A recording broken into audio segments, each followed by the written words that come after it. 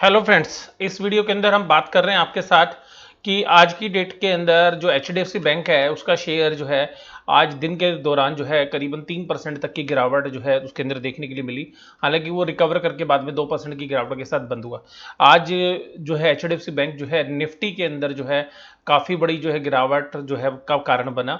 लेकिन क्योंकि निफ्टी के जो बाकी शेयर्स थे वो दिग्गज पॉजिटिव टेरिटरी के अंदर थे, तो निफ्टी तो जो है बंद हुआ पॉजिटिव, लेकिन जो है बैंक निफ्टी को जो है इसने अपनी चपेट में ले लिया और बैंक निफ्टी के अंदर एक अच्छी खासी गिरावट के साथ जो है बंद हुआ। तो क्या रीजंस थे एचडीएफसी बैंक के 3% गिरने के, या उसके इस तरीके की जो है वैल्यूड जो इन्वेस्टर्स हैं उनको इस तरीके से माल बेचने की क्या जरूरत पड़ गई? तो देखिएगा, जैसा आप स्क्रीन पे देख पा रहे हैं कि जो improper lending in vehicle finance, तो अब देखिएगा इम्प्रॉपर का मतलब है, ये इसका मतलब फ्रॉड नहीं है, आप समझिएगा। इम्प्रॉपर है यानी कि जो तरीका है वो गलत था व्हीकल फाइनेंस में, इसकी इन्वेस्टिगेशन जो है वो हो रही है। तो ये जो रिपोर्ट है ये वास्तव में मीडिया के अंदर आई, और मीडिया के अंदर ब्लूमबर्ग जो चैनल है उसके थ्रू जो है ये रिपोर्ट दी गई। तो देखिएगा, ये जो अब मैं आपके साथ जो बात कर रहा हूँ ये एचडीएफसी बैंक के शेयर्स के बारे में, तो ये 3% जो है 1071 तक के प्राइजेज आज जो है ये टूटते हुए नजर आए। और जो ये ब्लूमबर्ग ने जो है खबर दी थी, जहां पर कि एक कन्फ्लिक्ट ऑफ इंटरेस्ट की बात हो रही है जो व्हीकल फाइनेंस ऑपरेशंस हैं उनसे संबंधित, जहां पर कि उसको जो अशोक खन्ना जी जो है एक पुराने जो इनके एम्प्लॉय हैं जो 18 साल से बैंक के साथ काम कर रहे हैं वो लीड करते थे। तो वहां पर ऐसा माना जा रहा है कि वहां पे कुछ इरेगुलरिटीज या अनियमितताएं जो हैं मिलने की संभावना है, जिसकी इन्वेस्टिगेशन जो है एचडीएफसी बैंक कर रहा है, और इस बात की पुष्टि भी उन्होंने कर दी। हालांकि फर्दर डिटेल देने से मना कर दिया। तो सिंपल सी बात, यहाँ पर अगर हम बात करें तो ये जो पूरी लोन बुक है पूरे बैंक के अंदर ये 1.2 ट्रिलियन की, यानी कि 1,20,000 करोड़ की जो है मार्केट कैप जो है वो इसकी है। तो जो लोन की मार्केट कैप है मैं उसकी बात करूं, तो ये जो मार्केट कैप है लोन की, ये आपके लिए एक ये बता रही है कि बैंक का कितना बड़ा साइज जो है इस लोन के अंदर है।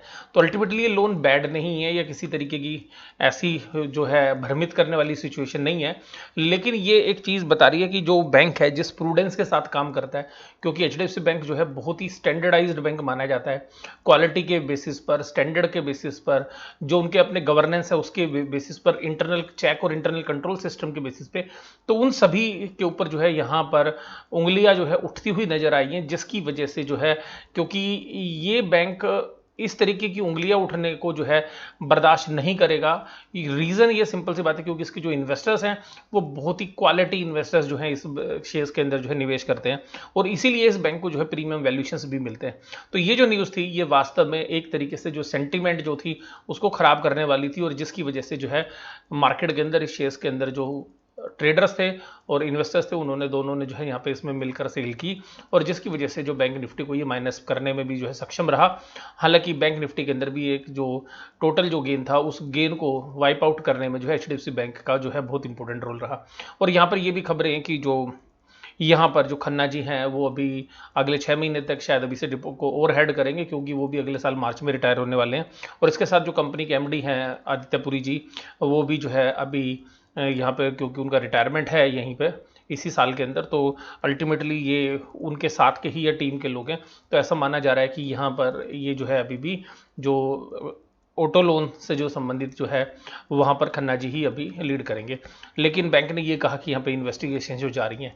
तो देखिएगा, ये जो पुष्टि आई है तो यहाँ पर ये शेयर्स के प्राइस गिरने में आप लोगों को लगता होगा इतना बड़ा कारण क्या हो गया। देखिएगा, बैंक ना प्रूडेंस के ऊपर चलते हैं।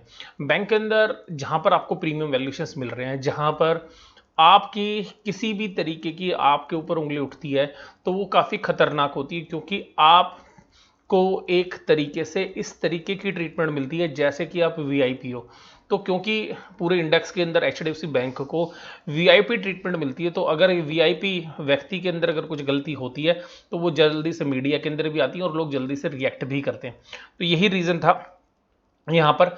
और दूसरी बात यहाँ पर कि अगर किसी भी तरीके के क्वालिटी कंसर्न अगर एचडीएफसी बैंक में बनते हैं तो वो वास्तव में इन्वेस्टर्स को पसंद नहीं आएंगे, जिसकी वजह से भी जो है आपको इस शेयर्स के अंदर गिरावट देखने के लिए मिली।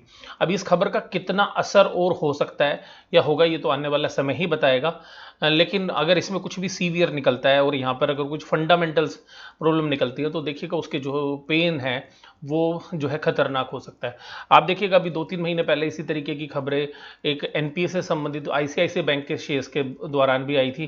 तो आईसीआईसी बैंक का जो शेयर्स था, उन्होंने एक जो लैंडिंग कर रखी थी एक ऑयल कंपनी को, जो उन्होंने जो एक जगह से दूसरी जगह कच्चा तेल लेके जाती है, तो वहाँ पर जो है उस कंपनी के इंसॉल्वेंसी की प्रोसीडिंग्स की वजह से आईसीआईसी बैंक को भी कुछ एनपीए से रिलेटेड जो है खबरें आई थी। तो आईसीआईसी बैंक के शेयर में बहुत बड़ी गिरावट देखने के लिए मिली थी जब ये न्यूज़ आई थी। लेकिन ये जो बैंक है ये क्वालिटी वाला बैंक है। अगर इस खबर के अंदर अगर कुछ निकलता है, अगर इसमें कुछ भी सत्यता निकलती है, या इसमें बैंक के प्रोसीजरल कुछ भी बैंकों को नुकसान होता है या बैंकों को किस तरीके का डैमेज होता है, तो वहाँ पर जो है चैलेंजेस आ सकते हैं। अब बात ये है कि ये किस तरीके की इरेगुलरिटीज़ हो सकती हैं। तो बाजार में देखिएगा अलग अलग तरीके की बातें हैं। ये भी हो सकता है कि जो लोन दिए गए हैं वो वास्तव में जिस अमाउंट का लोन दिया जाना चाहिए था उससे ज़्यादा हो सकते हैं। यहाँ पर एक ग्लोबल पोजीशनिंग सिस्टम की भी बात की गई है, तो उसकी वैल्यू को ऐड किया गया है गाड़ी में या नहीं किया गया है, ज़्यादा फाइनेंसिंग की गई है, रेट ऑफ इंटरेस्ट को कम चार्ज किया गया है, या कुछ अन्य प्रकार के जो बेनिफिट्स हैं वो एम्प्लॉयज़ ने लिए हैं या नहीं लिए हैं। इस तरीके की अलग अलग तरीके की जो बातें हैं वो बाजार के अंदर हैं। तो ये जो सब चीज़ें थी वो आज जो है एचडीएफसी बैंक के शेयर के गिरने का कारण रहा। तो मैं आपको इस न्यूज़ से केवल यही अवगत करा रहा हूँ कि आज जो है एचडीएफसी बैंक के शेयर्स में गिरावट क्यों देखने के लिए मिली। लेकिन देखिएगा जिस तरीके से कोविड-19 के बाद जिस तरीके से बैंकों पर एक तो प्रेशर है, और उस समय पर इस तरीके की न्यूज़ अगर किसी भी तरीके की लोन्स की इरेगुलरिटीज़ के संबंध में आएंगी, तो वो अल्टीमेटली जो है नेगेटिवली ही जो है मार्केट में रिएक्ट करेंगी। लेकिन देखिएगा सबसे अच्छी बात ये थी कि मार्केट के अंदर सब कुछ पॉजिटिव था, तो इसको जो डैमेज है वो कम हुआ, क्योंकि जो बाकी मार्केट थी ग्लोबल भी और इंडिया के अंदर भी जो बाकी शेयर्स थे वो काफ़ी जो है मजबूती के साथ खड़े हुए थे, और स्पेशली रिलायंस जिस तरीके से निफ्टी को लीड कर रहा था। तो यहाँ पर हमें ऐसा लगता है कि ये जो पूरा एपिसोड है इसमें ज़्यादा कुछ शायद ना निकले, हम यही उम्मीद करते हैं एज ए इन्वेस्टर। तो देखते हैं आगे आने वाले समय में इसके बारे में जो भी अपडेट्स होंगे वो मैं आपके साथ शेयर करूंगा। ये वीडियो आपको कैसी लगी जरूर से जरूर आप मुझे कमेंट बॉक्स में बताइएगा। वीडियो देखने के लिए धन्यवाद। Thank you very much.